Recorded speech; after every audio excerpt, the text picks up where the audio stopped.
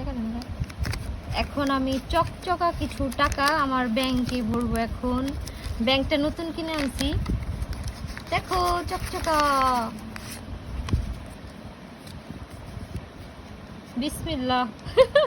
এক বছরে দেখুন কত টাকা আমি এটা ভরতে পারি কিনা। এক বছরে সবাই দোয়া করবা আমি যেন এক বছরে এটার ভিতরে 50,000 টাকা জমাইতে পারি। আমি কি পারুম 50,000 টাকা এটার ভিতরে জমাইতে? আমি যে এটা পাত্র কি রে, যায় না কে? কয়টা দিচ্ছি রে? 2 রে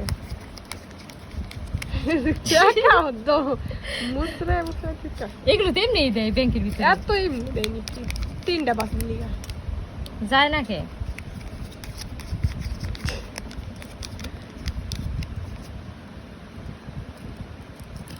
তোমরা এইভাবে কে কে ব্যাংকে টাকা ভরতে এত আগ্রহ সবাই জানাবে কমেন্ট বক্স। প্রথমে যে 5 টাকার কয়েন 5 টাকা দিয়ে তো একটু বনি করলাম, বুঝছিস না? এটা মুখটা ক্লিয়ার করলাম।